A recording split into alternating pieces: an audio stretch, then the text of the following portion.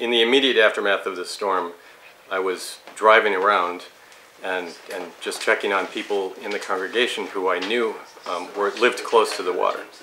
And so pretty quickly I understood the extent of the devastation, and I called up Joseph, who is the conference disaster relief coordinator, and said, we have to get volunteers in here immediately to start helping people clear out and recover from this.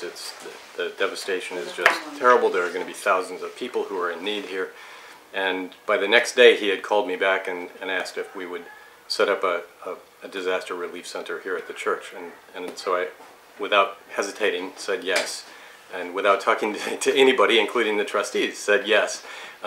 Fortunately, when I got up and announced that the following Sunday, there was just overwhelming affirmation from the congregation, and everybody said that was the right thing to do, and people have in the congregation have stepped forward. So one of the most exciting things for me is to have seen that happen and seen this evolve into something where now we have, in the course of only 6 weeks, sent out over 700 volunteers to help people in something over 100 homes. I don't know the exact number, but that's been one of the wonderful things to see, is the way that people have stepped up and given of their time and their organizational abilities. And some people have, I think, have found abilities and capacities within themselves, gifts within themselves that they may not even have realized that they had before, and it's just been that's been a wonderful part of the experience.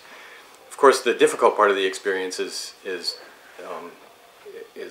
working with people in homes that have been completely flooded and where they've lost a lot, if not all, of their possessions, and helping people to recover emotionally and psychologically from this, and spiritually, is a big challenge for us. And so we emphasize that a lot to all the teams that we send out, that we're first of all concerned about the human beings in this process of recovery, and then secondarily the property.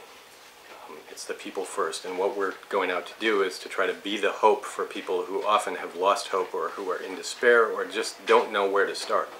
And so we're still running, after 6 weeks, we're still running into people who have just barely started. They just don't know where to begin, and so we're helping them even now to just clear out debris, take out carpeting, tear down the sheetrock, take out flooring, and just begin to get to the point where the house is safe again.